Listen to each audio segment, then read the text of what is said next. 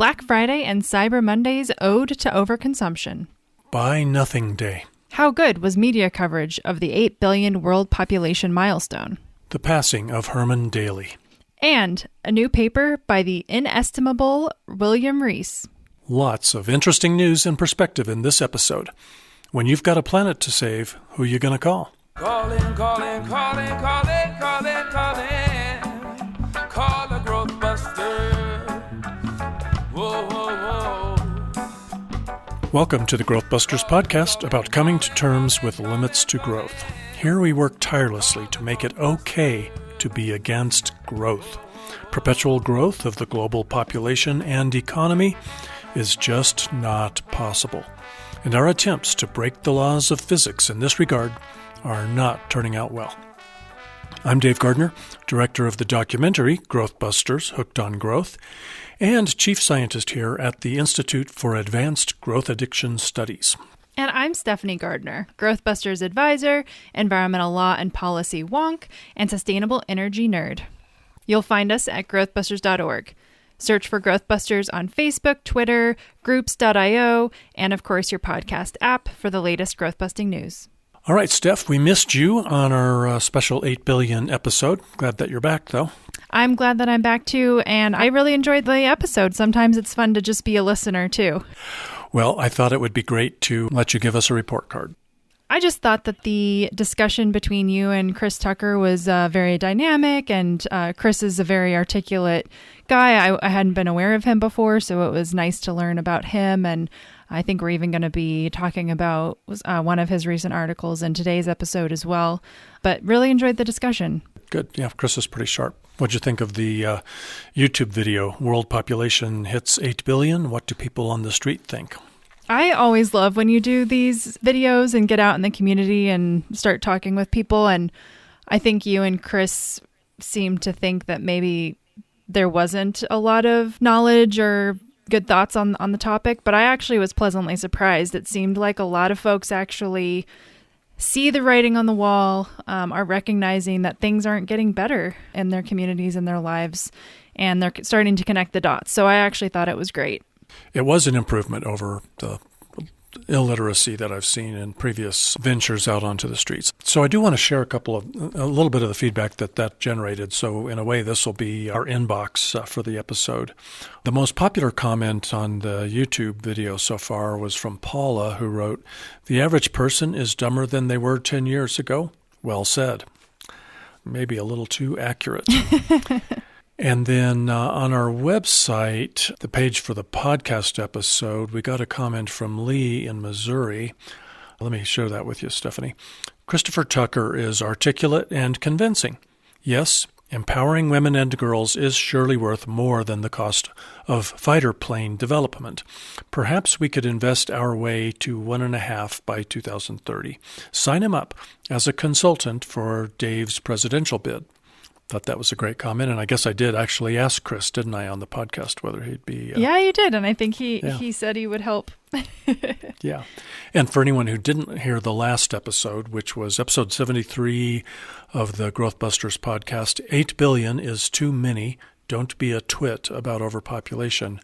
I did mention in there that I am thinking that I may need to throw my hat in the ring and run for U.S. president in 2024, if for nothing else, to be a good role model and show the kind of platform that we really need, from the leading policymaker in the United States, and really every country around the world needs that kind of platform as well.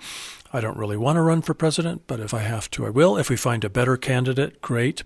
But we are in the process of collecting a good set of principles. Two things. One, what we really need to be honest with the public about our environmental crises, and two, the brutal truth about what we really need to do to resolve those crises. And in a lot of ways it's brutal, but in some ways it would actually lead to better lives, more joyful lives, so it's not all bad news. But anyway, Lee went on with this other interesting observation in his comment on the website. But I believe his calculation of a global carrying capacity of 3 billion must be in error. One method to compute carrying capacity is to use global footprint's overshoot day. Using July 28th for our 8 billion population, I think 28th was overshoot day in 2022, one computes a carrying capacity of 4.6 billion. If all on Earth consumed as Americans, who have an overshoot day of March 13th, one computes 1.6 billion.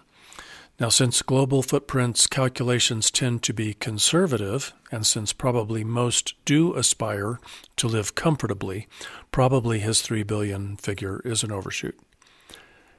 And of course, I don't know if you remember, but Chris was the first to admit when he talks about that he's a bit of a technological optimist and that the number might really be 2 billion, but he really believes that we can harness technology in some positive ways and stretch Earth's carrying capacity a little bit. Mm-hmm. I don't share his optimism quite that much. So he certainly won't be my chief technology officer on my campaign if I choose to run. And then we had an email from Peter in Australia. He was referring to the Elon Musk part of the 8 billion conversation because Elon Musk is really the chief twit when it comes to overpopulation illiteracy. Why is anyone listening to Elon Musk? What has he ever given the world except so much bovine fertilizer?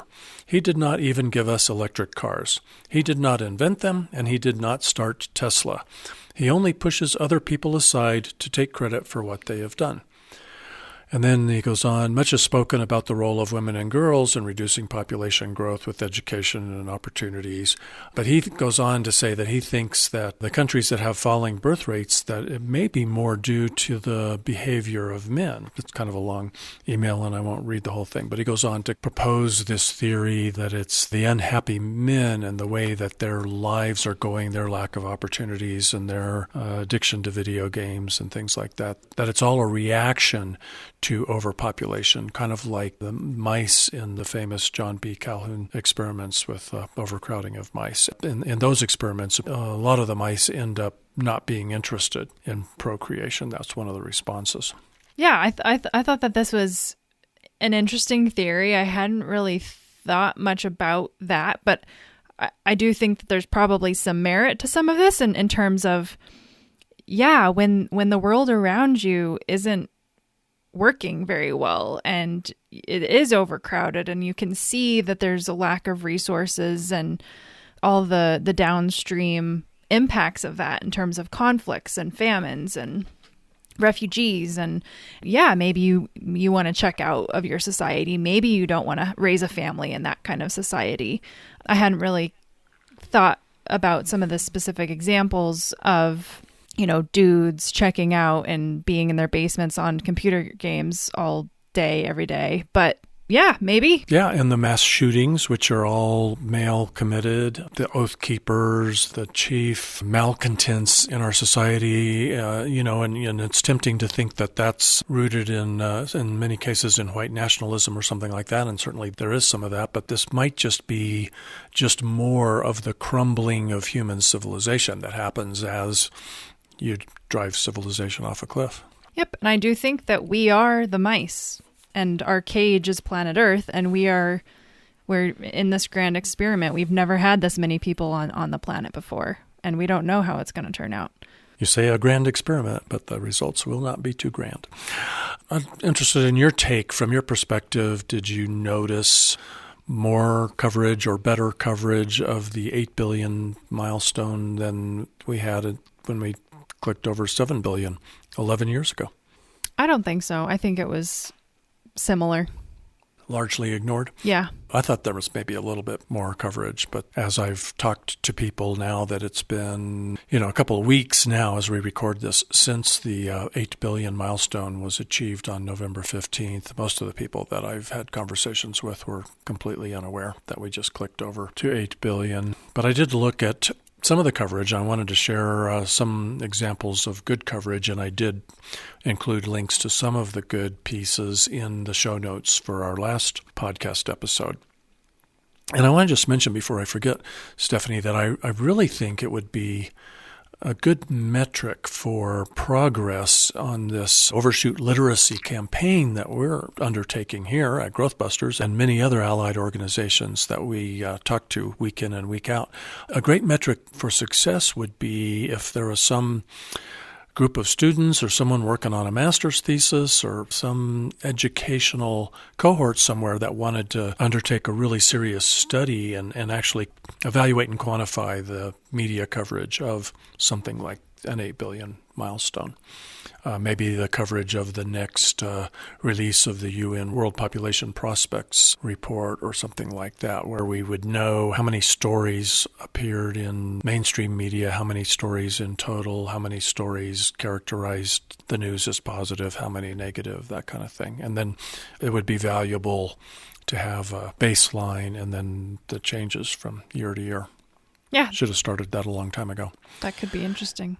Yeah. Instead, we have our kind of empirical observations here, and we'll just have to settle for those right now because we do not have the staff and resources to undertake such a study. But if anyone is interested in doing that and wants to chat with me about that and get some input and ideas and even maybe some suggestions for where they might get funding for that, shoot me an email at podcast@growthbusters.org.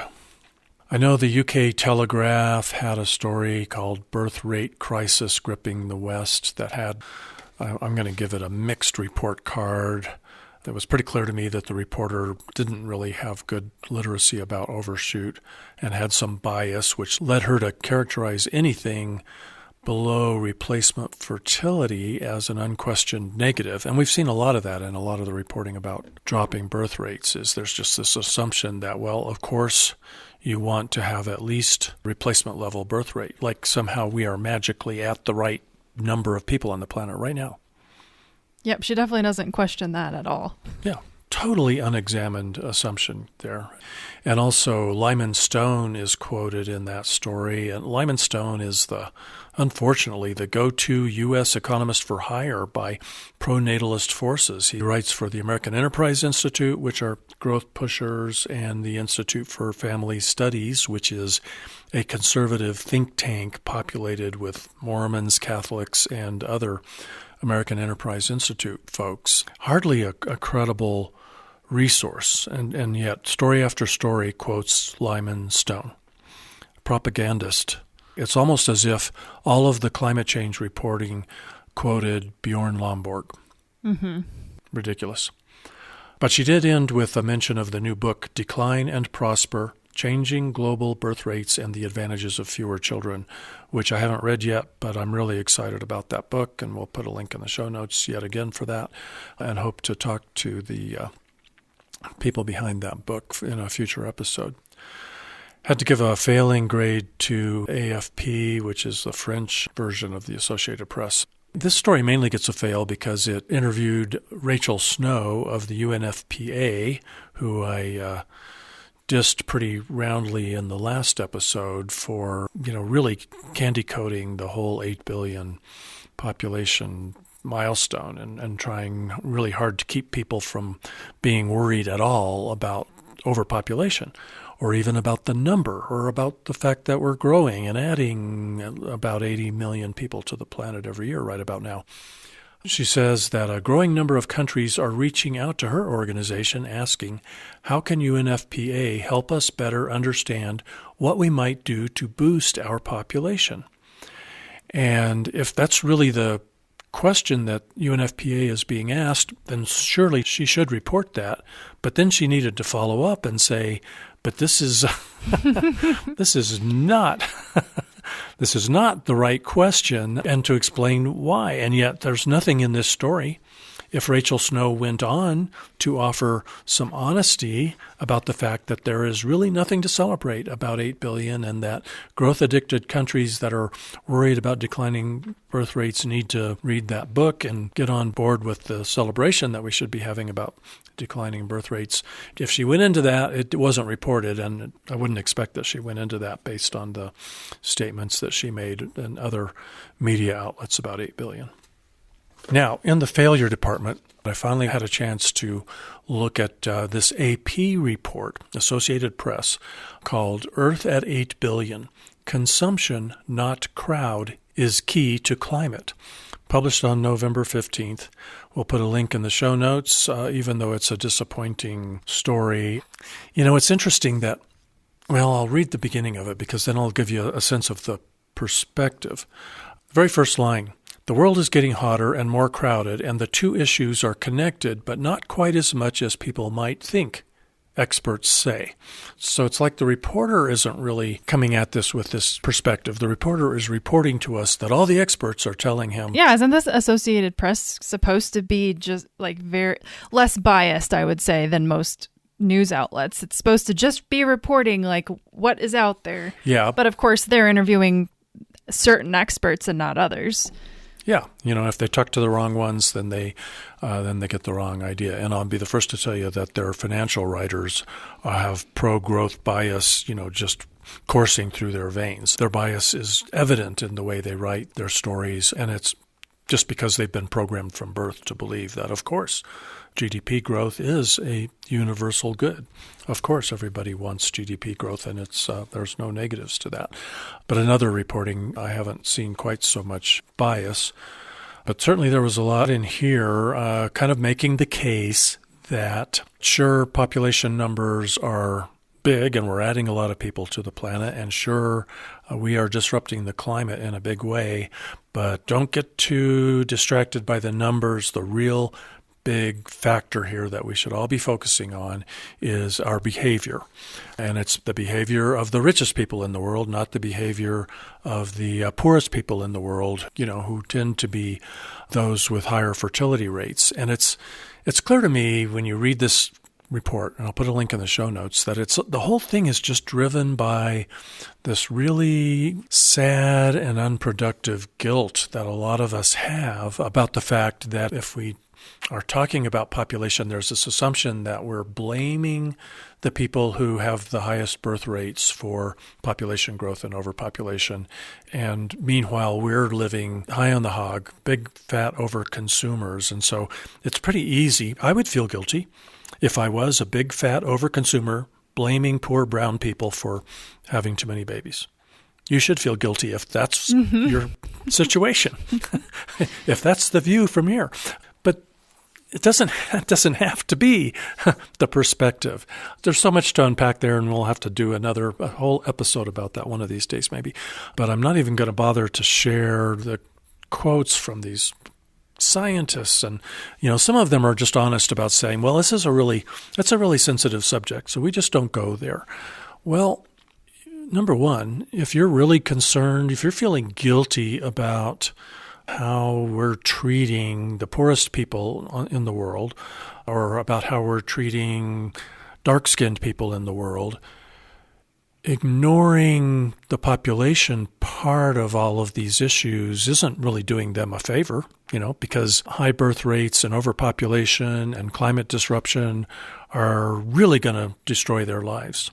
They are not going to live better lives because we felt guilty, and so we weren't willing to talk about one of the big multipliers in the equation for human impact on the planet.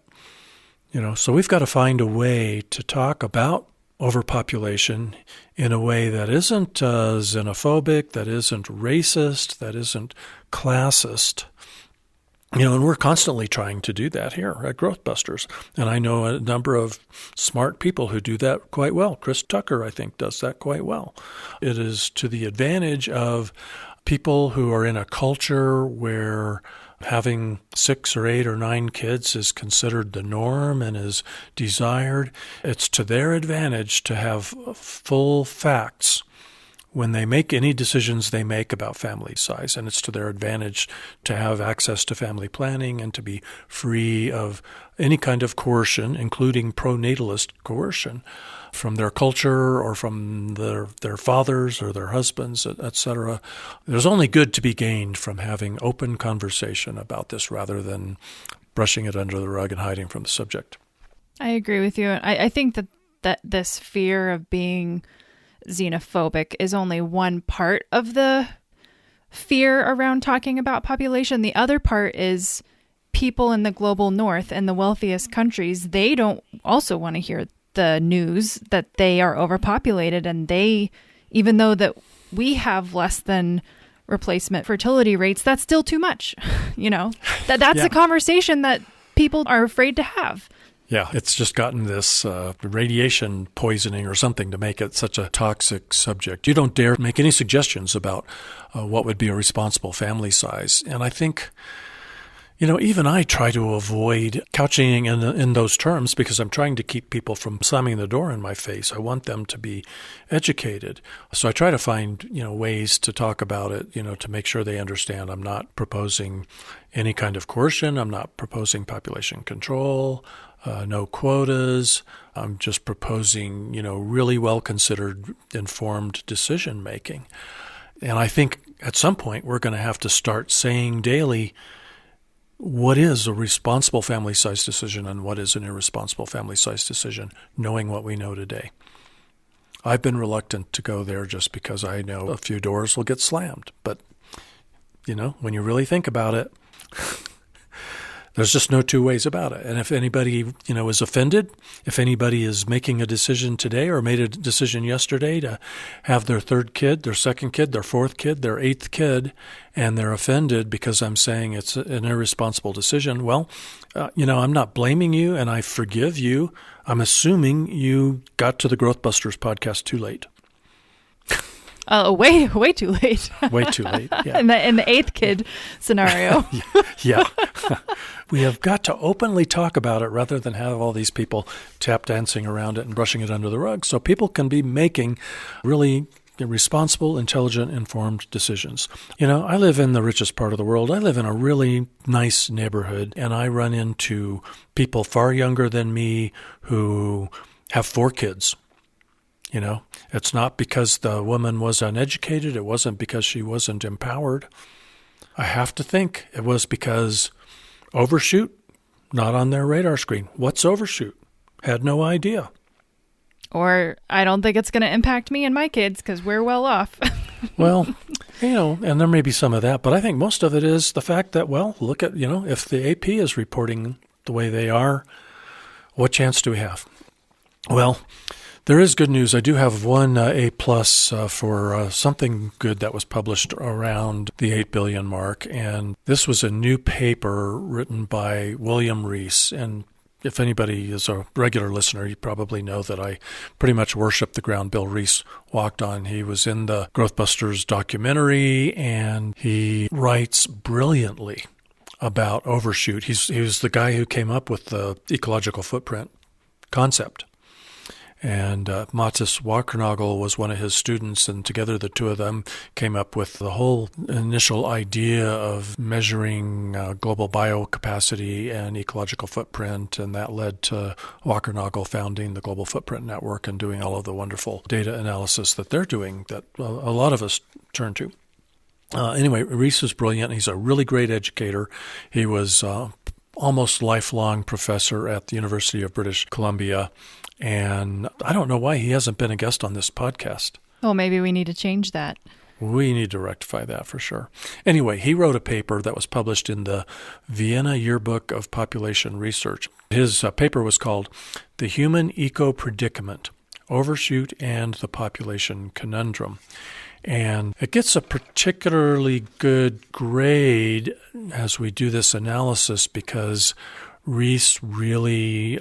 he tackles this problem of this competition, this needless competition between overconsumption and overpopulation. So many people trying to say, don't worry about population, that's too sensitive, that's too uncomfortable, it's overconsumption. It's the behavior of the richest people in the world that we need to deal with. And I'm not saying we don't. We do. We have got to tackle our overconsumption in a big way, but we cannot at the same time ignore the population part of the equation because we're so deep into overshoot. We've got to work on both of those big multipliers. One of the things that some otherwise fairly smart people have been saying and writing lately has been that data even supports this notion that overconsumption is causing the lion's share of the climate disruption. And overpopulation is a really small factor in that the data supports that theory that they have. Well, in this paper Bill Reese actually does the calculations, and he lays it out there for you. So if you're a data wonk, then you should read the paper and look at that. And he proves basically that population is actually a bigger factor than the consumption, which kind of surprised me. I thought that they'd probably end up being close to even Steven. Yeah, I mean, I think his conclusion was that population growth accounted for 80% of the increase of the total human ecological footprint. So a huge portion. It's like he divides the world into groups of different income or wealth, and he kind of takes a look at how did the population grow of this, wealthy group, and how did the population grow of this poor group, and how did their consumption levels grow over time, and basically shows that it's not just the smaller portion of larger consumers that are causing the impact. It is really the numbers across the board. And one of the things that in this paper for me was sort of a eureka moment was actually where he was describing how in the poorest parts of the world where the population growth is really high, the population growth overtakes the increase in consumption, leaving those people more impoverished. Because if they had had consumption growth but not population growth, those people would have more. They would be better off, have a higher quality of life. But the population is eroding or kind of overtaking those increases in material wealth and gain over time. And I've never even thought about that before in that way. I don't know. That was just kind of a weird eureka moment for me. So I want to just read a couple of little passages here that I thought were pretty impressive. One is, while overconsumption and population growth have long been recognized as co-drivers of overshoot, population growth is currently the major contributor to total consumption growth and associated negative ecological impacts in all four income categories. You basically just said that. Those who object to serious discussion of the relationship between population growth and the human eco-crisis must confront this reality. And later on he writes, as we near peak population, the global community must choose between cooperation to manage a controlled population contraction within the remaining regenerative capacity of the ecosphere, or enduring a violently chaotic systems collapse in which billions will suffer. And then I think he wraps up with, the overall goal must be to establish and maintain the necessary conditions for a smaller human family, 1 to 2 billion people, to enjoy both economic and ecological security through one planet living. What's so terrible about that? Yeah, he also seems to be a big proponent of equity. Instead of having these wide differences in income groups, we all need to be able to have a more equitable quality of life. And basically, he also says that if we want to keep the current population and be sustainable, the impoverished billions would need to remain poor, and the presently wealthy would need to greatly reduce their material consumption in order to achieve sustainability. So that doesn't sound like a situation that anyone wants. No, but so many people who just aren't doing the math. Yeah. So it's a great paper. Definitely a good read. I don't know if I should even go on. I was pretty disappointed to see in Jennifer, I think it's pronounced Skyuba. She wrote a fairly new book called World of 8 Billion in her newsletter. And we'll put a link in the show notes because this was published also on the website of the Population Reference Bureau because she's on the board. In her newsletter on the 8 billion day, here's this one line, but it's essential to shift focus away from how many people live in these countries and focus instead on how their quality of life is changing. One more voice added to the chorus saying, don't worry about the number of people. And it's all driven by this guilt and this assumption that if you're talking about the number of people, you must be aiming your gun at the people with the highest fertility rate. And the truth is, the people who most need to be exercising responsible procreative choices are the people in the rich world, because every one of those we add, will have 10 to 60 times the impact of another person born in the poor world. But of course, Stephanie, I think you made an even more important point, which is, are you going to insist that all of the poor stay poor? Because if you're not, If you want them to live good lives, then the number of people in the poor world is going to matter. And in fact, it's going to prevent the people in the poor world from ever being able to live decent lives. Yeah. It seems to me like the common thread through these examples that we're giving the failing grade here in our little analysis is that they just don't seem to carry the math all the way through.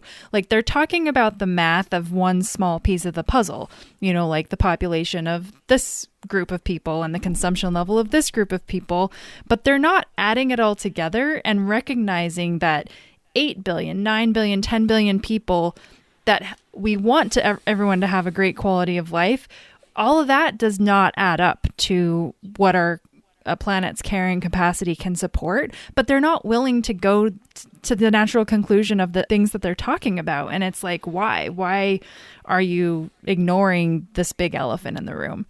And I challenge anyone out there, if you're one of those people who is writing and saying every other day that 8 billion people can live good lives on the planet if we just do it right, if we can just get rid of this inequity, if we can just stop eating animals, if we can just stop driving so much. They don't usually give you the long list, but there's a long list of things that we have to get right. And yet, do the math. Okay?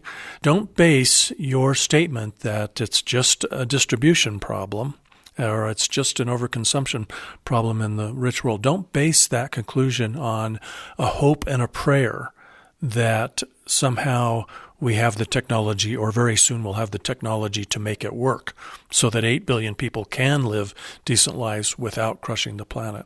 Show me the data that you have crunched or that you have found that indicates. Because if you do the math, and in fact, I think even Bill Reese in that paper, we'll put a link in the show notes, of course, I think he even does the math on the global biocapacity and each person's share of global biocapacity. And so far, no one's telling me that 8 billion people can all live decent lives with their fair share of the current productive global biocapacity. Can't be done. There's no data to support that. The data suggests that we would all have to live like incredible paupers, very, very miserable lives in order for 8 billion people not to be slowly dismantling the ecosystems. Or quickly dismantling. Yeah. Quicker and quicker with each passing week, huh? Yeah. Okay, so enough of that sermon, huh? So there were some other good things that happened around 8 billion. Bill Ryerson and Kathleen Mogelgard wrote a nice piece in The Hill. We'll put a link in the show notes. Sustainable Population Australia put together 8 billion day facts and myths, a guide to the 8 billion global population milestone. We'll put a link in the show notes to that. Yeah, I loved that. That was so clear, so well put. Yeah. Really good talking points. Good resource. If you're going to be talking to your friends about this issue, that's something that you might want to have in your bag of tricks. And another good resource is a fact sheet from Population Matters. Crisis Point, the world at 8 billion people. We'll also put a link in the show notes for that. Oh, well, I was just going to make sure we didn't forget to mention Bending the Curve by Chris Tucker, who, like we mentioned, was the guest on the last podcast episode. And he has a very kind of optimistic way of writing about the issue and basically says we can figure this out. And what I thought was kind of interesting was how he basically models, what if we could get our total fertility rate down to 1.5 by 2030, which, doesn't seem absolutely insane or crazy. He makes it sound like, hey, we could probably get there if we fund women's empowerment and education and family planning access and everything. And we should say that there are a number of countries today that have a fertility rate below 2 already, and the global average is like 2.4. Yeah, seems totally doable to me. 1.5 seems reasonable. So anyway, he says 1.5 by 2030, and he carries that out in the future and says, okay, what would the population look like? And he says that we would reach a total population of about 3 billion in about 100 years, or 2125. And to me, that feels both very far away and also really soon.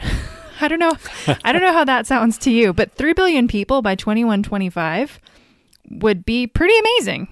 Yeah, that seems remarkably fast, doesn't it? Yeah. Yeah, so that's we'll put a link in the show notes to that too. That was a really well done paper by Christopher Tucker. Well, yeah, there's just one last thing I thought of. And as I was reading through a lot of the coverage and materials related to the 8 billion mark, I was sort of thinking to myself, I wonder how many people have ever lived on the planet through time. Have you ever thought of that? Only because a couple of people have mentioned that in their writing about the population subject. Okay, because I don't think I've even seen anyone talk about it before, but I just did some quick Googling, and it seems like the latest and greatest is people think 117 billion people have ever been born. And that is since the year 190,000 BC. That's a bigger number than I would have thought. Yeah, it was a bigger number than I would have thought too, but that still means that if there's 8 billion people alive today, that 6.8% of all humans ever born are alive right now. And that seems like a lot to me, over 192,000 years. Yeah, good That's point. A lot. Good point. Yep. Anyway. And I know Paul Ehrlich is fond of saying, I'm all for more people, as many people as possible, just not all at the same time. That's a good one. I'll have to use that. Okay, so moving right along, besides the 8 billion subject, which is now in our rearview mirror, another thing closer in the rearview mirror is that we just passed through Black Friday. And by the time you're listening to this, Cyber Monday will have passed. But we always talk about Black Friday because it's kind of a, it seems like it's a celebration of overconsumption. And all the journalists are looking at the projections for how much money people are going to spend. How much are consumers going to spend on Black Friday? Will we beat last year? And it's considered, good news if retail sales are higher this year on Black Friday than they were a year ago. And if you're a retailer, of course, it's kind of hard for you not to be banking on that and hoping for that. But if you're a planet or you're a child who hopes to have a decent future on this planet, that's not really good news. So let's talk about that. Part of this, I harp on it all the time, is that the media, because of its pro-growth bias, some of it very innocently acquired, keeps on reprogramming us and programming each new generation with this sense that growth is good, and so the mythology lives on. And the UK Guardian I like a lot because they give us some of the best reporting about environmental crises. But leading up to Black Friday, one of their reports indicated that Black Friday could be bleak as consumers cut back. Bleak Friday. Yeah. We should encourage that. We should try and get Bleak Friday to be a thing. Bleak Friday would be good. Bleak for all those growth worshipers, but really positive news for the planet and for future generations. Now, in the U.S., the National Retail Federation projected holiday retail sales during November and December this year are going to grow between 6 and 8% over last year, to end up around $950 billion. That's a lot of consumption. Yeah, staggering. Yeah, and we just don't need to be celebrating that. We all need to be finding ways to cut back. And, we talk about this around the holidays. In our family, we try to find ways to give gifts that aren't crap, that aren't unneeded things, gifts that have small footprints, experiences and things like that, rather than going to the mall and making all of these growth mongers happy. Yeah, you could buy nothing. And in fact, Adbusters had that idea back in 1992 when they started Buy Nothing Day. Yeah, and I was surprised. I don't think I've ever really heard much about this before. Not enough. Yeah, we get all this eager anticipation about consumers hopefully showing up in mobs to shop on Black Friday, and we don't get really much about Buy Nothing Day. But apparently a Canadian artist, Ted Dave, came up with this idea for Buy Nothing Day back in 1992, and Adbusters thought that was a good idea. And originally, Buy Nothing Day was in September, but in 1997, they moved it to Black Friday, which was really smart. And in 1999, they produced a TV commercial. You can't watch it because we're just doing an audio podcast, but let me play the audio from it and see what you think of this. The average North American consumes 5 times more than a Mexican, 10 times more than a Chinese person, and 30 times more than a person from India. We are the most voracious consumers in the world. A world that could die because of the way we North Americans live. Give it a rest. November 26 is Buy Nothing Day. Pretty scary. Got to thank Adbusters for that. And, they actually tried to buy airtime, and all of the major networks refused to run it. And in fact, a CBS spokesman told Adbusters, "This commercial is in opposition to the current economic policy of the United States." Only CNN ran it, and they tried to chicken out. They ended up running it once after being told that their refusal was going to be the subject of a story in the Wall Street Journal. Pretty wild. I'll put a link in the show notes to the news story from which I got that information. Very interesting. And we'll put a link in the show notes to that Buy Nothing commercial from 1999. As you know, for a number of years on Black Friday, we would make the Growthbusters documentary free for the day or free for the weekend to encourage people, instead of going to the mall, to gather family and watch Growthbusters and be alerted and inspired on the idea of living more lightly on the planet. We've stopped doing that because we made the movie free all the time as of its 10th anniversary a year ago. So I tried to encourage people on Black Friday this year to watch it. And if you haven't seen it yet, you can see it. It's free on YouTube. It's an easy search, but we'll put a link in the show notes as well, or you can head over to growthbustersmovie.org and get a link to watch it for free. Amazon warehouse workers apparently staged a really big Black Friday strike in the UK and in 40 other countries, basically to protest, Amazon's inability to pay them a living wage. And this is all within the context of what they're calling the cost of living crisis that is really impacting everywhere, but a lot in Europe because of the war in Ukraine and the energy crisis. Definitely front of mind in Europe, but also in the US, we're dealing with a lot of inflation too. So not just Amazon, but also at Harrods, the UK fancy department store, they had some staff members that are going to be striking during the whole month of December. And they said that they were only going to get a 7% pay raise, which they're sort of viewing as a cut because inflation in the UK is more than 11%. So their pay isn't keeping up with the cost of inflation. So I think it's interesting that within this time of the year where it's all about shop, shop, shop, and buying more is great for the economy, it's actually not great for the workers behind the scenes at these big companies. They're not making a living wage, and there's this dark side to everything that I think we're at least trying to uncover part of that here, but there's more to the story, is I think my point. Thanks for bringing that up. And kind of maybe to put a period on the end of it, or an exclamation point, I did find something. I was just listening to my local public radio station about a week before Black Friday.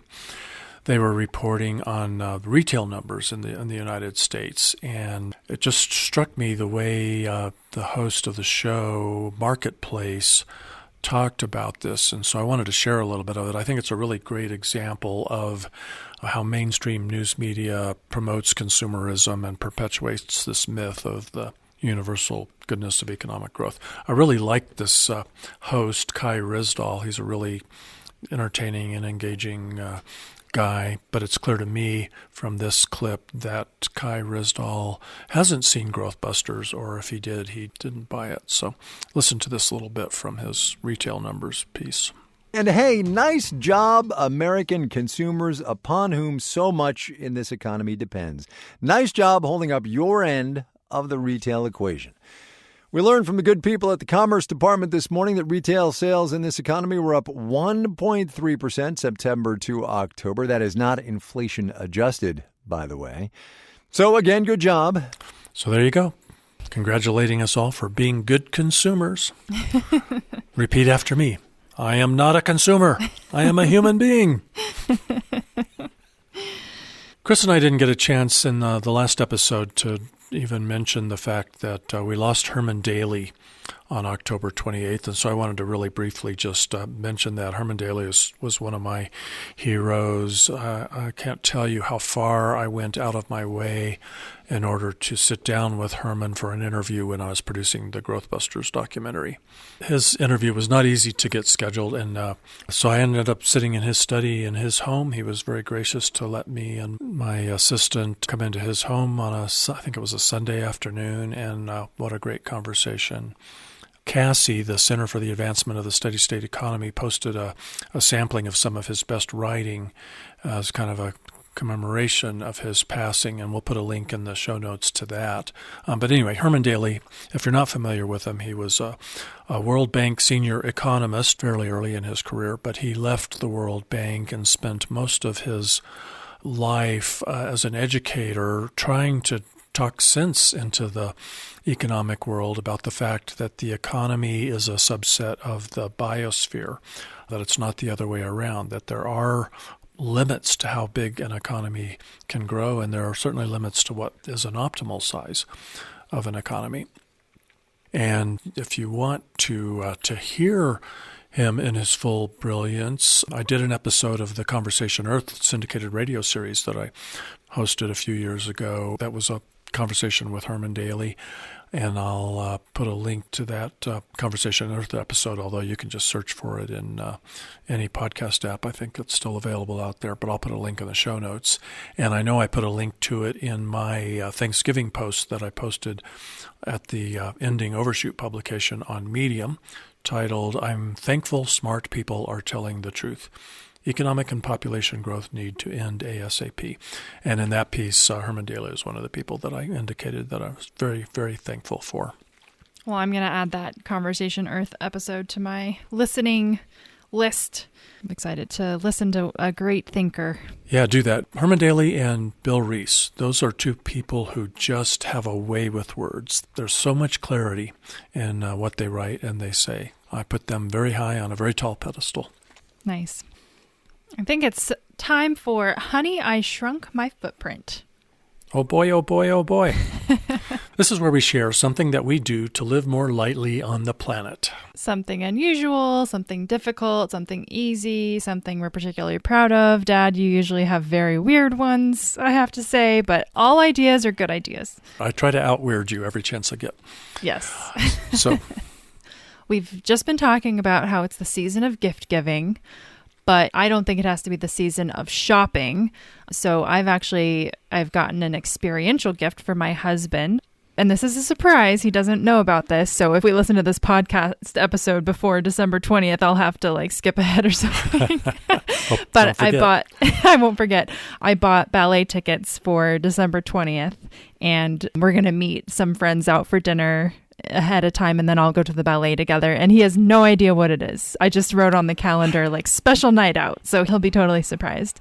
So that's an experiential gift. And then I found a children's Adirondack chair out on the curb while I was on a walk in my neighborhood a few weeks ago, and it was really sad. Peeling paint, missing some wood slats, the hardware holding the chair together is rusty and stuff. But I thought to myself, oh, wow, I could rehab that, and maybe I could gift that to my nieces and nephews as their Christmas gift. They spend a lot of time on Cape Cod during the summer, so I know that this would be a gift that they would actually use, and it'd be a fun little project for me to rehab this chair I found. So those are some of my not shopping gift ideas. Wow, that is very cool. Going to give you a big award, adopting an orphan Adirondack chair. So mine is having just kind of finished the Thanksgiving holiday here at my house. The woman I'm married to had 4 children before she met me, and I had 2 and then got a vasectomy immediately. And so all of her brood were here. Stephanie, you weren't because you're out on the East Coast, but your brother Ben joined us. And one of the kids' friends who was far away from her family joined us. So we had a pretty big crowd in the house for several days. And you know that I'm, obsessive compulsive about turning off lights and unplugging wall warts, no phantom power consumption in the house, and pretty obsessive compulsive about that. But that's me. And here I've got all these people, and I would like to kind of infect them with being OC about living more lightly on the planet. But it's a lifelong project, I guess. And so once an hour or so over the last several days, I would walk into a room and find a wall wart plugged in with nothing on the other end of it. So it was drawing power, but not accomplishing anything, wasting power. And so I would just unplug it and walk on by. And it's really kind of funny because there was one that was always in the same place, and I must have unplugged that thing 6 or 8 times. And I'm thinking the person to whom that wall wart belonged must come back to it and say, wow, that's weird. You should have set up a hidden camera. Oh, that would have been fun. Yeah, maybe I'll do that next year. My wall wart keeps jumping out of the wall. What's the deal? Let me say, and I probably, if I confronted the offender, I'm sure that they would say, you know what, Dave, the amount of current that thing is drawing is so tiny. You need to be putting your attention on something that really matters. That's probably what they would say. And they would be partially right. It's pretty tiny. It is. But it's also pretty damn easy to unplug the little f***er. I mean, it's just nothing easier than that. And that's my thing is, wow, the easy stuff. Let's at least do the easy stuff. Yeah. There's no excuse. There really isn't. But I would like to figure out a way. I'm a bit of a conflict avoider, and I would like to find a way to be able to, sort of educate people who aren't aware, who are doing these little things. Like, I'd like to be able to walk up to a guy sitting in his pickup truck with the engine idling, reading his email on his phone while his wife's in the grocery store, or he's waiting for somebody he's picking up or something. I mean, I see that, a couple times a week you see that. Yeah, I see an idling car every day. Car. It's so bad. It's tempting to just walk up and knock on the window and say, hey, do you think you could turn off your engine? Do you need it to be running? Were you aware that that is contributing to the disruption of our climate? But, you could get shot. And probably best case scenario, they would just be offended and, feel like they were backed into a corner. There doesn't seem like there's an easy way to do that, but I'd like to find a good way to do it. What if you wrote up like a pamphlet of some kind? I've thought about that. Like a really friendly tone and say like, you probably don't mean to be doing this, but just so you're aware, this is what happens. And, there's like, it's not just climate change. There's air quality and kids getting asthma, and there's something that matters to everyone, even if they don't necessarily care about climate change. And maybe there's a way to hand that pamphlet to someone. Are you pretty unhappy about how expensive it is to fill up your tank with gas right now? Well, guess what? You are completely wasting this gas. Yeah, well, that one if you idle your car, you cannot complain about gas prices ever. That should be illegal. People don't seem to connect the dots there for some reason. So we do. We need to come up with some kind of a little card you could hand somebody, and when you're wearing your bulletproof vest. Well, you hand it to them, you smile, and then run away. Run. And I'm thinking that would be a YouTube video if I ever do that. Well, I think there was this guy in New York who somehow got a law on the books where citizens could hand out tickets to other citizens if they caught them idling. And so he started writing tickets for people. Like, this is a real thing. I'll find the story. I'll send it to you, Dad. If you have a noteworthy way of shrinking your footprint, we would like to hear about it and share it on the next episode. So just email podcast@growthbusters.org or write a comment at this episode's page on the Growthbusters website. Or we could even hear from you. You can leave a voice message at 719-402-1400. That's right. We have a Growthbusters hotline. So give us a call. Share your thoughts. Share your footprint shrinking, quirky, or clever activity. Yeah, we absolutely love hearing from you all. We will share the most interesting feedback on our next episode. Yeah, get in touch with us.